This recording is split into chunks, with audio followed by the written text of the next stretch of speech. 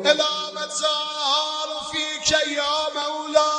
اکثر آج کل کے نوجوانوں کو کہتا ہوں جو سوشل میڈیا پہ بہت زیادہ ایکٹیو ہیں، قبلہ آپ کی ہر ایکٹیویٹی، آپ کا ہر عمل، اس کی انتہا پروردگار عالم ہونا چاہیے، انتہا پروردگار عالم، اس صراط اور اس کا راستہ، آخری دروازہ پروردگار عالم کے لیے کھلنا چاہیے۔ اکثر نوجوان پوچھتے قبلہ ہمیں پتہ کیسے چلے کہ جس راستے پر ہم چل رہے ہیں یہ راستہ حق کا ہے یا باطل کا ہے؟ یہ سوچو آپ کے کام سے دین کو کیا فائدہ ہوگا،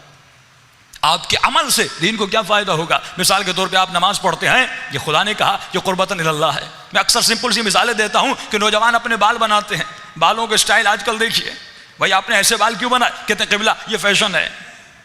فیشن دین کا حصہ نہیں ہے، فیشن دین کا حصہ نہیں ہے۔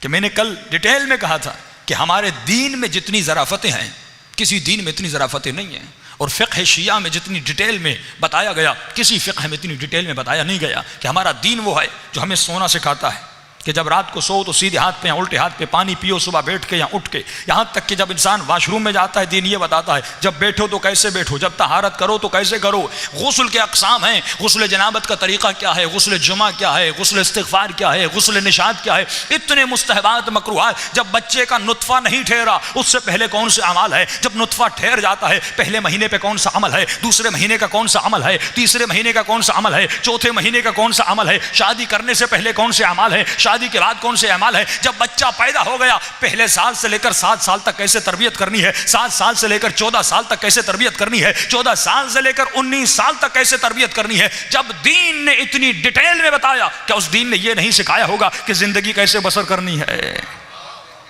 اتنا کچھ دین نے، یعنی اللہ چاہتا ہے ہم چلیں اس کی مرضی سے، ہم سوئیں اس کی مرضی سے، ہم اٹھیں اس کی مرضی سے، ہم بولیں اس کی مرضی سے، کیونکہ یہ جسم وقف ہے پروردگار عالم کے لیے۔ کہ جب مولا علی سے کسی نے پوچھا مولا آپ نے تلوار کیوں نہیں اٹھائی جب آپ کے دروازے کو آگ لگی، تو مولا فرماتے نہ دروازہ میرا تھا نہ جسم میرا تھا، ہماری ازوات وقف ہیں پروردگار عالم کے لیے، یہ جسم وہی کرتا ہے جیسا وہ دیکھنا چاہتا ہے، اس جسم اس زبان سے وہی نکلتا ہے جو پروردگار عالم سننا چاہتا ہے۔ فرمایا دین میں اپنی مرضی نہیں چلانی، تب جا کر تو روحانی مقامات کو چھوئے گا، تب جا کر روحانیت کے اعلیٰ مقامات پر فائز ہوگا۔ کہ مولا فرماتے ہیں، یہ جملہ امام کا بڑا عجیب جملہ ہے، امام فرماتے ہیں کہ مثال کے طور پر جب تمہاری آنکھ میں تکلیف ہوتی ہے کیا تو اس آنکھ کو اپنے وجود کا حصہ سمجھتا ہے کہ نہیں؟ کہاں مولا؟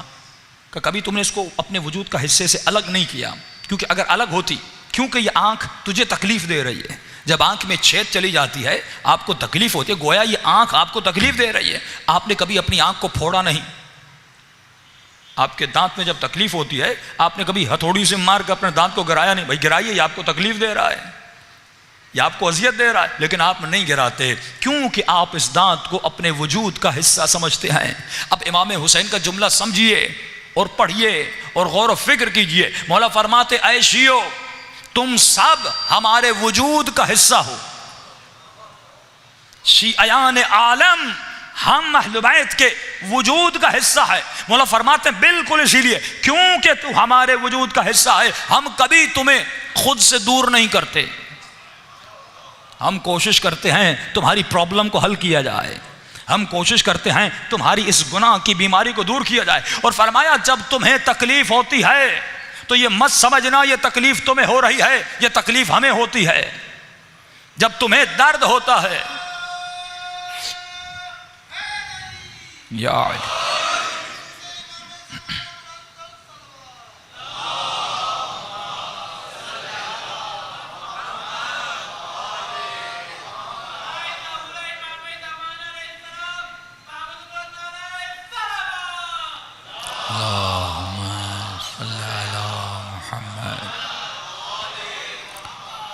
جب تمہیں تکلیف ہوتی، وہاں فرماتے ہیں یہ گویا ہمیں تکلیف ہوتی ہے،